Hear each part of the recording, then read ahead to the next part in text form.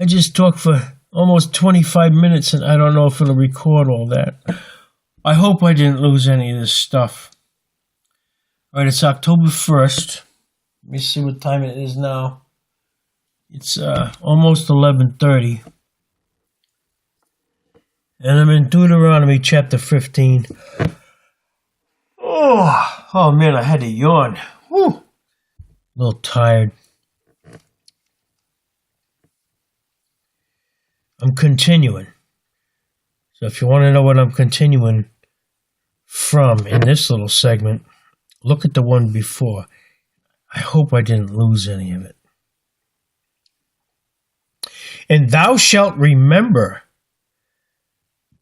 that thou wast a bondman in the land of Egypt, and the Lord thy God redeemed thee. Therefore I command thee this thing today. He even explains why he does all this stuff and why he makes that commandment. He doesn't say something just to feel like saying it. There's a purpose behind everything that God does. Then thou shalt take an awl. Now an awl is a tool that has a pointed end. What he's talking about here with this awl, he's going to say, heat up the end real hot. I didn't read it yet tonight. This is what's coming back to my remembrance, right? He's going to say, take that awl and stick it through the earlobe. Let's see if I'm remembering correctly. Let's finish reading these couple of verses here. Then thou shalt take an awl and thrust it through his ear unto the door. In other words, he gets him up against the door frame or the door, holds that out, and he sticks that awl right through there. Let's find out why.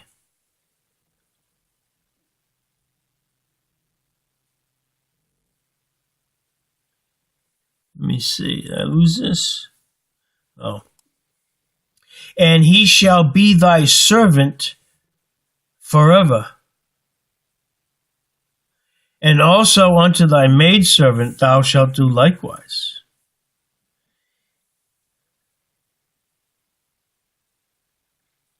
It shall not seem hard unto thee when thou sendest him away free from thee, for he hath been worth a double hired servant to thee, in serving thee 6 years, and the Lord thy God shall bless thee in all that thou doest. All the firstling males that come out of thy herd and of thy flock, thou shalt sanctify unto the Lord thy God. Thou shalt do no work with the firstling of thy bullock, nor shear the firstling of thy sheep. They belong to God, and you're not going to abuse them.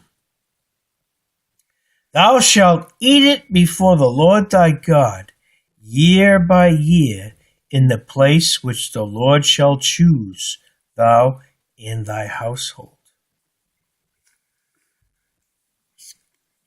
He's telling you to make a meal for yourself of what belongs to him. He's freely giving it back to you. And if there be any blemish therein, as if it be lame or blind, or have any ill blemish, thou shalt not sacrifice it unto the Lord thy God. Thou shalt eat it within thy gates. The unclean and the clean person shall eat it alike, as the roebuck and as the hart. Only thou shalt not eat the blood thereof. Thou shalt pour it upon the ground as water. Wow. I'm still writing in my book here. Chapter 16 in Deuteronomy. Wow. This is blowing my mind tonight. Observe the month of Abib. That's A-B-I-B.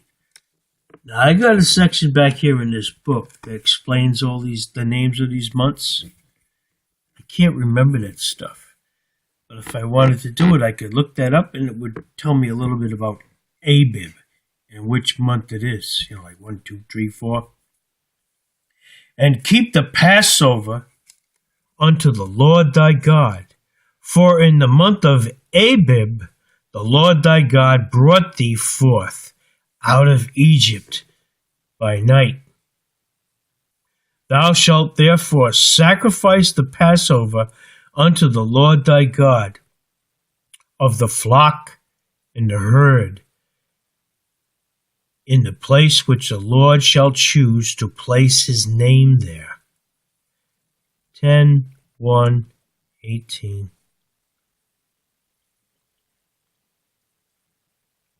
Thou shalt eat no leavened bread with it. 7 days shalt thou eat unleavened bread therewith, even the bread of affliction. Oh, I'm going to have to look that one up. Even the bread of affliction.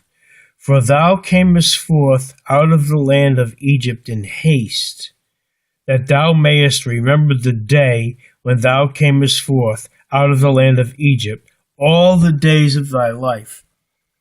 He's telling you to do a particular thing. Now he's talking to the Israelites way back when. This is really not for you and I, all right? But you need to know this story because what happened to them all during the time leading right up to right today pertains to you and I, all right? You can learn from all of it. Remember, those who diligently seek the Lord, and I'm going to add my words to that, for the right reason, those who diligently seek God for the right reason will find him, and you're going to find him in a good way. Those who are seeking God for the wrong reason, well, that ain't going to be cool at all.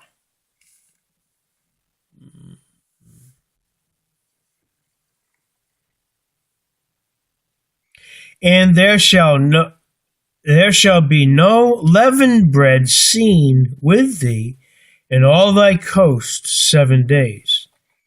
Neither shall there anything of their flesh, which thou sacrificest the first day at even, remain all night until the morning. Okay? All of this stuff right here, I was explaining about that leavened bread, etc. I'm not going to read any further in that. I don't need to do that right now. Because what he wanted to teach me tonight was in chapter 15, earlier in the chapter. He explained the whole thing of what I just did and how I did it according to his word. This is blowing my mind tonight. I am so thrilled. I'm so glad I did what I did.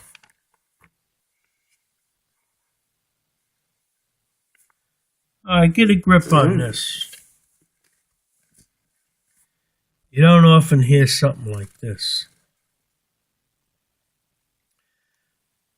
Let me just read this page. This is in the front of the book. Actually, it's page 223. This is a big book. And I got a whole bunch left. I'm going to read from the top of the page. The names and order of all the books of the Old and New Testament, with their abbreviations and the number of their chapters. I'm going to read it to you. I'm going to read this. I never heard anybody read something like this, not out loud anyway. The books of the Old Testament. Genesis. The abbreviation is GEN. 50 chapters. I don't need to read the abbreviations. You can come up with them yourself. Exodus. 40 chapters.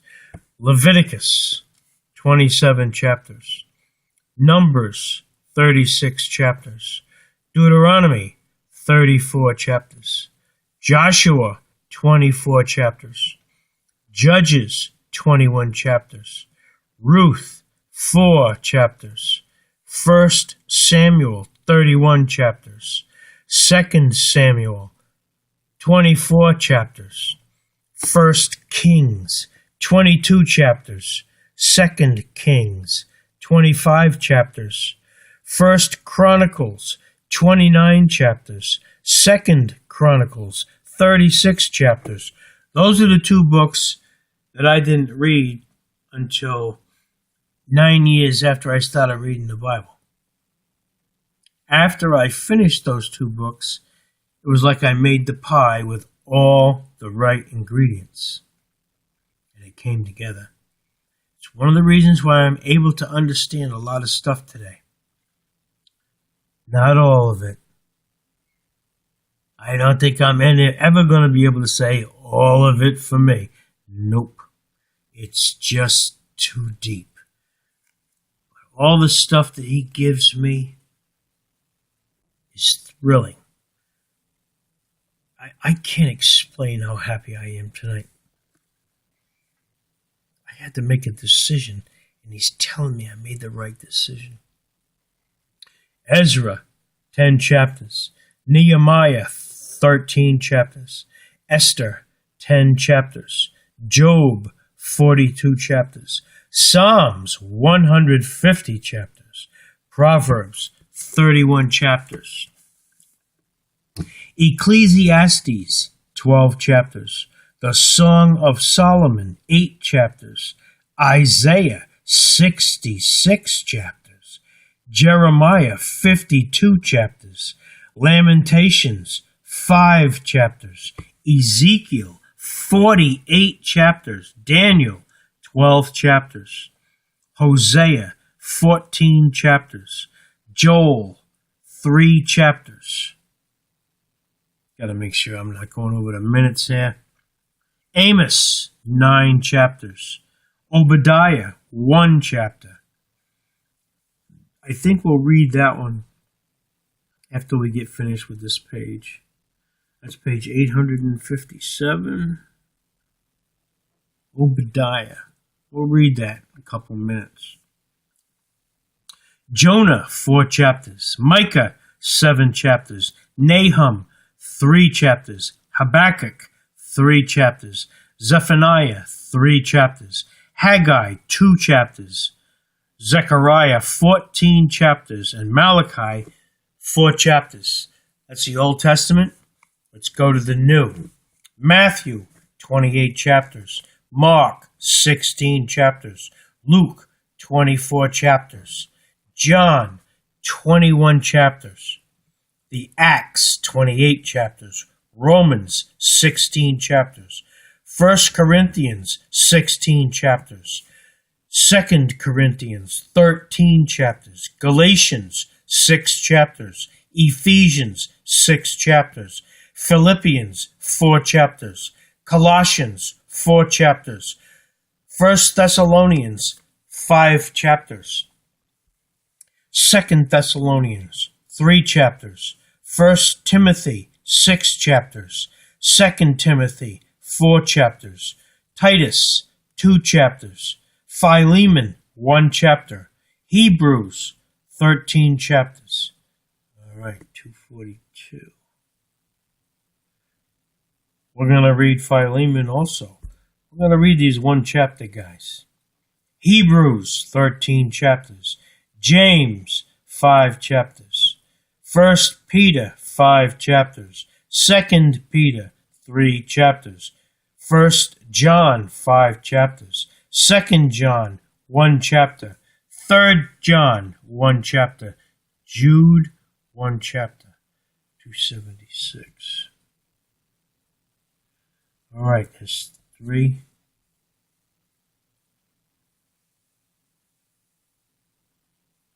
spots. Yeah, now, I read that out loud so that you can put it in your brain. So God can bring this to your remembrance. You're not going to remember it quickly. It takes time. I haven't memorized this stuff, but I recognize all of it. Right? Okay. We're learning a little bit at a time. That's what you're doing. You're listening to a guy who's studying the Bible. And this is how I do it. I talk to myself. I read out loud. And occasionally, the teaching for the moment is right on target for what's happening in my life at that time. That's what happened tonight. All right, let's go to page 857.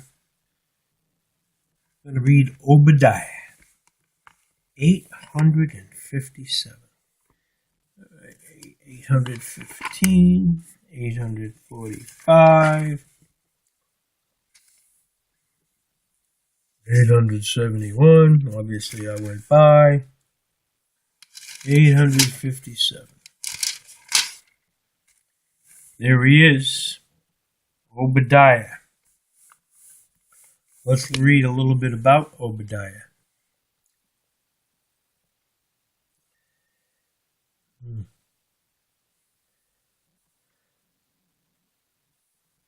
This little book sums up the meaning of the relationship of Edom and Israel. That's Esau and Jacob, in the history of salvation, and in so doing reveals an aspect of the day of the Lord in the kingdom of God. There's an explanation in this book. We're going to take the time tonight to stick it in our brain. So at the proper time, God can bring it to our remembrance. So let's just read. I'd like to read all the rest of that stuff over there, but let's just get right into the book because we know what's going on here. It's a short book, one chapter. It's very important because it's one of the ingredients in our so-called pie. You want to make the pie with the right stuff? Go shopping at H-E-B. That's a grocery chain in Texas. They got the right stuff. H-E Butt. It's an excellent store. They are for Texas. I'm going to knock this off. I'm coming right back. We're going to read the book of Obadiah.